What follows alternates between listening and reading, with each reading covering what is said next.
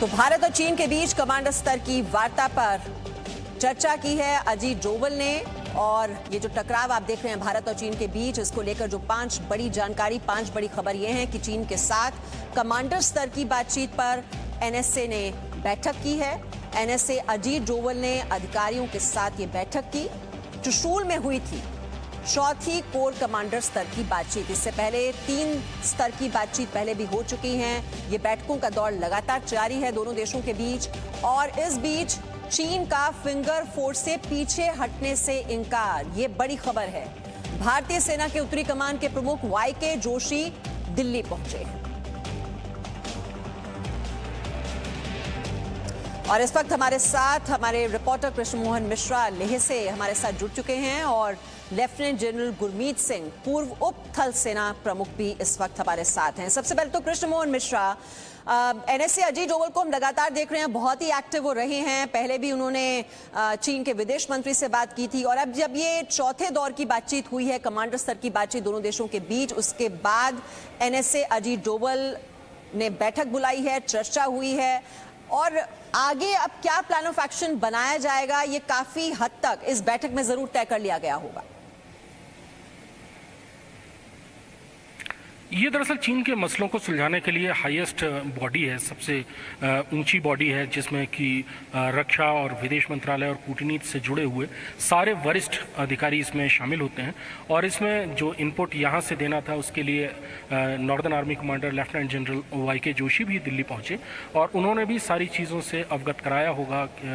जो भी शीर्षस्थ अधिकारी और एनएसए हैं उनको भी दरअसल 14 जुलाई को जो मीटिंग चली थी, शुरू हुई थी, वो 15 जुलाई की सुबह 2 बजे तक चली थी।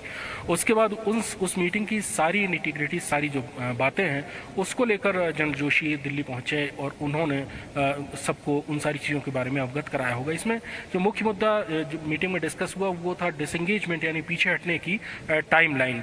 लेकिन इन सारी चीज़ों में जो सबसे बड़ा मसला है, जो सबसे बड़ी गांठ है, वो पेंगोंग त्सो का फिंगर 4 एरिया है, जहाँ की हाइट्स पर चीन बैठा हुआ है और उसको खाली नहीं कर रहा है। और जब तक वो खाली नहीं करेगा तब तक भारत और चीन के बीच में जो ये तनाव चल रहा है ये सुलझेगा नहीं। इसीलिए बार बार आशंका जताई जा रही है कि ये मसला जो है लंबा खिंचेगा और संभव है कि ये सर्दियों तक जाए। सर्दियों में उस इलाके को होल्ड कर पाना, वहाँ तैनाती कर पाना सबसे ज़्यादा मुश्किल होता है। शायद तब स्थितियाँ कुछ बदलें और चीनी सैनिक शायद पीछे जाएं, क्योंकि उससे पहले अभी तक की जो भी चीज़ें हैं, चीन बाकी जगहों से पीछे हट रहा है। लेकिन हॉट स्प्रिंग में भी चीनी सैनिक बने हुए हैं, जो PP-15 कहलाता है, पेट्रोलिंग पॉइंट 15, और उसके अलावा फिंगर 4 का एरिया है, जो कि सबसे ज़्यादा विवाद की वजह है। इतनी लंबी मैराथन मीटिंग, आपको याद होगा मीमांसा की 22 जून को भी जो मीटिंग हुई थी वो भी तकरीबन 11 घंटे तक चली थी। उसके बाद 30 जून को मीटिंग थी, वो भी लगभग 12 घंटे से ज़्यादा चली थी। और 14 जुलाई को जो मीटिंग शुरू हुई वो तो 14 साढ़े 14 घंटे के आसपास चली है। यानी कि मसले बहुत ज़्यादा हैं। डिसएंगेजमेंट की प्रोसेस और उसकी जो टाइमलाइन है उसको डिसाइड करने में बहुत ज़्यादा वक्त लग रहा है। चीज़ें उतनी ज़्यादा आसान नहीं है कूटनीतिक और सैनिक नेतृत्व पर जो बात की जा रही है उसको सुलझाने के लिए उसमें। इसीलिए जो सबसे हाईएस्ट बॉडी है वो भी अब एक्टिव है और लगातार सारी चीज़ों की फर्स्ट हैंड इन्फॉर्मेशन लेने के लिए ही जोशी जो नॉर्दर्न कमांडर है वो वहाँ गए होंगे। और कल से रक्षा मंत्री भी 2 दिन के लिए आएंगे लद्दाख और जम्मू कश्मीर। ख़ास बात यह है कि वो न सिर्फ लाइन ऑफ एक्चुअल कंट्रोल यानी चीन से लगती हुई सीमा पर चीज़ों की जानकारी लेंगे और हाईएस्ट ऑफिशियल्स मिलेंगे, बल्कि वो जो पाकिस्तान से लगती हुई सीमा है, LOC लाइन ऑफ कंट्रोल, वहां पर भी जाएंगे। क्योंकि इस समय दोनों ही देशों से खतरा एक जैसा बना हुआ है, क्योंकि बार बार ऐसी रिपोर्ट्स आ रही थी कि चीन पाकिस्तान में आतंकवादी हमारे साथ लेफ्टिनेंट जनरल गुरमीत सिंह जी भी हैं। Gurmeet Singh ji, north army commander Delhi में हैं, साथ ही साथ एनएसए अजीत डोवल जो हैं, जो कि चाइना स्टडी ग्रुप, जो कि ग्रुप का गठन किया गया था इसी टकराव को कम करने के लिए, उसको हेड कर रहे हैं और वो चर्चा कर रहे हैं ये कोर कमांडर स्तर की बातचीत के बाद। तो ये माथापच्ची का दौर हम देख रहे हैं लगातार जारी है। इस डेवलपमेंट को आप कैसे देखते हैं? जी, आपने ठीक कहा है। मौजूदा स्थिति के अंदर में टॉक्स और डिसएंगेजमेंट, टेंशन, प्रिपरेशन और हर एक लेवल के ऊपर में है। जिस प्रकार आपने ठीक से कहा कि रक्षा मंत्री जी कल और परसों जा रहे हैं, एनएसए ने आज लेवल के ऊपर में आज मीटिंग की है और ये जो कल मतलब 14 तारीख को जो मीटिंग हुई थी लेफ्टिनेंट जनरल लेवल के ऊपर में, ये 15 घंटे चली थी। तो इससे ये बिल्कुल क्लियर है कि कितनी डिटेल में और कितनी गहराई में बात की होगी। और एक बात तो बिल्कुल साफ है कि जो भारत ने एक रेड लाइन सी लगा दी है बिल्कुल क्लियर से कि कंप्लीट रिस्टोरेशन, जो स्टेटस को जो 5 मई से पहले था वो ही होगा। और आपको याद होगा कि जो 30 जून की जो मीटिंग हुई थी उसके अंदर में बहुत स्पष्ट तरीके से कहा गया था stage by stage, phase by phase, और इसको वेरीफाई किया जाएगा। और जहां पर आपने अभी पैंगोंग के नॉर्थ बैंक फिंगर का इलाके की बात की है, उसमें कोई शक की बात नहीं है कि चाइना को यहां से पीछे हटना पड़ेगा, क्योंकि देखिए जो बॉर्डर डिफेंस कोऑपरेशन एग्रीमेंट 2013 था, वैसे तो अभी चाइना के ऊपर में बिल्कुल ट्रस्ट नहीं है। जो 15 जून की रात को हुआ उसके बाद में तो चाइना के ऊपर में बिल्कुल ट्रस्ट ही टूट गया है। और 30 जून को भी ये खास तौर पर मीटिंग में कहा गया था कि Indian side, Indian army China के जो लोकल कमांडर्स हैं जमीन पर, उन पर बिल्कुल ट्रस्ट नहीं करती हैं, इसलिए वेरिफिकेशन की बहुत ज्यादा जरूरत है।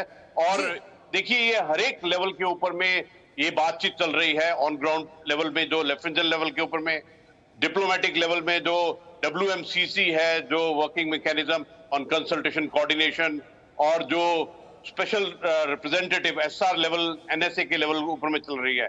और जो मीटिंग का आपने जी वही जिक्र किया, मैं वही आपसे पूछना चाह रही हूं कि अजीत डोवल बहुत ही एक्टिव नजर आ रहे हैं। पहले वो विदेश मंत्री से बात करते हैं, उसके बाद ये सहमति भी बनती दिख रही थी कि चीन की जो सेना है वो तैयार हो गई है पीछे हटने के लिए, लेकिन हम फिर देख रहे हैं कि अब वो टकराव फिर से बढ़ रहा है। अब NSA जो है वो बातचीत कर रहे हैं, नॉर्थ आर्मी कमांडर उनको ब्रीफिंग दे रहे हैं। अजीत डोवल की पूरी भूमिका को लेकर आप क्या कहेंगे, कैसे देखते हैं आप उसे? देखिए ये हर एक लेवल और हर एक एलिमेंट ऑफ पावर का इकट्ठा जॉइंटेड वननेस एक स्टैंड है। ये जो आपने अगर बारीकी से देखा होगा तो जब से ये चाइना की एक्टिविटीज बढ़ी हैं हर एक लेवल के ऊपर में, चाहे वो ऑन ग्राउंड आर्मी हो, एयरफोर्स हो, नेवी हो, चाहे डिप्लोमेटिक लेवल के ऊपर में, चाहे नेशनल सिक्योरिटी के लेवल में जो NSA का लेवल है उसके ऊपर में जॉइंटेड तरीके से किया जा रहा है। जॉइंटेड तरीका तो इस प्रकार है कि पूरा पब्लिक ने भी बाइकआउट किया है, गवर्नमेंट ने बैन किया है, और डिप्लोमेसी में पूरा विश्व इस मुद्दे के ऊपर में सामने में आ गया है।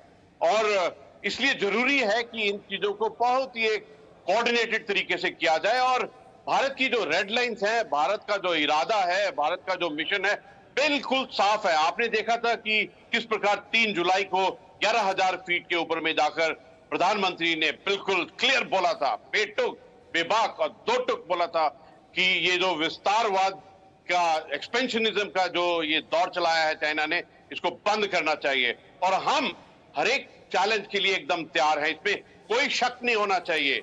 और मैं तो ऐसा कहूंगा कि ये बहुत खुशी की बात है कि पूरा भारत और पूरा भारत का सिस्टम कंप्लीट एकजुट होकर इस चैलेंज को लड़ रहा है। अभी चैलेंज और भी हैं, कोविड का भी है और पाकिस्तान का भी है। आप देख रहे हैं कि किस प्रकार रक्षा मंत्री जी जो कल जा रहे हैं, ना केवल line of actual control China की तरफ पर पाकिस्तान की तरफ, LOC की तरफ भी जाएंगे। बिल्कुल, और ये जो मैसेजिंग देने की कोशिश है बार बार, कृष्ण मोहन जब वहां पर पहले प्रधानमंत्री पहुंचे और जिस अंदाज में उन्होंने अटैक किया चीन की विस्तारवादी नीति को लेकर, और न सिर्फ देशवासियों का, वहां पर जवानों का मनोबल बढ़ाया, अब एक कदम आगे अब रक्षा मंत्री भी वहां पर जाएंगे और वही मैसेज एक बार फिर से देने की कोशिश की जाएगी चीन को और पूरी दुनिया को कि चालबाजी नहीं चलने वाली है आगे। मीमांसा दरअसल जो भी ऐसे तनाव के वक्त में फॉरवर्ड इलाकों में सैनिक तैनात होते हैं उनको सिर्फ हौसला बढ़ाने की ज़रूरत होती है। और किसी सैनिक के लिए हौसला बढ़ाना या पीठ पर जो थपकी होती है वो कितना ही महत्वपूर्ण होती है, इसका अंदाज़ा आप इससे लगाइए कि कोई भी सैनिक मुश्किल से मुश्किल काम करके बड़ी से बड़ी तकलीफें झेल कर आता है, जो भी उसका अफसर है अगर उससे सिर्फ वो ये कह देता है शाबाश अच्छा काम किया, तो उसका हौसला बहुत ज़्यादा बढ़ जाता है। और ऐसे में अगर प्रधानमंत्री ने उसका हौसला बढ़ाया और अब रक्षा मंत्री आकर उसका हौसला बढ़ा रहे हैं तो उसके मनोबल की कोई सीमा नहीं रहती है। और ये मैसेज हो गया भारतीय सेना के सैनिकों के लिए, लेकिन दूसरा मैसेज चीन के लिए है, या जब LOC में जाएंगे तो पाकिस्तान के लिए है कि किसी भी हरकत के लिए, किसी भी कार्रवाई के लिए भारत पूरी तौर पर सतर्क है, हर हरकत पर भारत ने नजर रखी हुई है और किसी भी कार्रवाई का बहुत तगड़ा जवाब देने के लिए भारतीय सेना ने अपनी तैनाती कर रखी है, तैयारी कर रखी है। हम लगातार पिछले 2 महीने से बता रहे हैं कि भारतीय सेना की तैयारी किस स्तर की है। भारतीय सेना के तरफ से जो रिस्पांस आया, उन्होंने शुरुआत से ही कहा कि हमने मिरर डिप्लॉयमेंट किया है, यानी चीन की तरफ से जितनी सेना की तैनाती है, हमने उसका जवाब देने के लिए, माकूल जवाब देने के लिए जितनी सेना की हमें जरूरत है वो बराबरी की तैनाती हमने लद्दाख में कर रखी है। LAC के आसपास के सारे इलाकों में जहां से चीन के आगे बढ़ने की, चीन की तरफ से कोई हरकत करने की संभावना थी। यही स्थिति लाइन ऑफ कंट्रोल की तरफ है। लाइन ऑफ कंट्रोल की तरफ इसमें बर्फ पिघल चुकी है, घुसपैठ का मौसम है, कश्मीर में आतंकवाद खत्म हो चुका है, जिसको पूरी ताकत से पाकिस्तान जिंदा करने की कोशिश करेगा। चीनी अधिकारियों ने कुछ दिन पहले ही खबर आई थी कि पाकिस्तान ऑक्यूपाइड कश्मीर में जो आतंकवादी गिरोह अल बद्र है उसको दोबारा रिवाइव करने की कोशिश की, उसके नेताओं से मुलाकात की। पैसा और ज्यादा जी गुरमीत सिंह जी, ये जो मिलिट्री प्रिपेयर्डनेस है, हम किस तरह से वहां पर जो P-8I हेलीकॉप्टर्स हैं वो भी भेज रहे हैं, साथ ही साथ जो MiG-29 है, सुखोई हैं, वो भी मंगाए जा रहे हैं, वायुसेना को मजबूत किया जा रहा है, और साथ ही साथ ये बार बार मैसेजिंग देना, यही एक तरीका है कि अब चीन को डील करना है? क्योंकि हम देख रहे हैं बातचीत तो अब देखिए 4 स्तर की हो गई, फिर आगे का अब रोड मैप होगा क्या उसको डील करने का? देखिए, ये सिर्फ मैसेजिंग और सिग्नलिंग नहीं है, इसके अंदर में बहुत बड़ा सब्सटेंस है।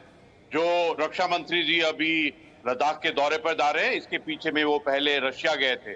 इसके अलावा उन्होंने जो इजराइल के ओहदेदारों से, उनके रक्षा मंत्री अपने लेवल के ऊपर में बात की है, US वालों से बात किया है, ऑस्ट्रेलिया वालों से बात किया है। ये एकजुट है। और आपने तो देखा था कि आपके मीडिया को किस प्रकार एयरफोर्स ने जितनी भी कैपेबिलिटीज है उनके बारे में एक दृश्य दिखाया था कुछ ही दिन पहले कि किस प्रकार भारत की तैयारी है, चाहे वो एयरफोर्स हो, चाहे वो नेवी हो, चाहे वो टैंक, तो जो जवान जमीन के ऊपर में है वहां पर है, उनका मनोबल और उनका जो तैयारी है, देखिए ये जो अलर्टनेस, तैयारी और कैपेबिलिटी, ये एब्सोल्युटली किसी भी चुनौती और चैलेंज को करने के लिए तैयारी है। बिल्कुल, ये दक्षिण चीन सागर में भी, हिंद महासागर में भी उसको घेरने की पूरी रणनीति तैयार की गई है, और ये चौतरफा प्रहार जो है वो चीन पर इस वक्त नजर आ रहा है, जो भारत की ओर से लगातार कोशिश हो रही है कि जो विस्तारवादी नीति है उसको कड़ा जवाब दिया जाए। बहुत बहुत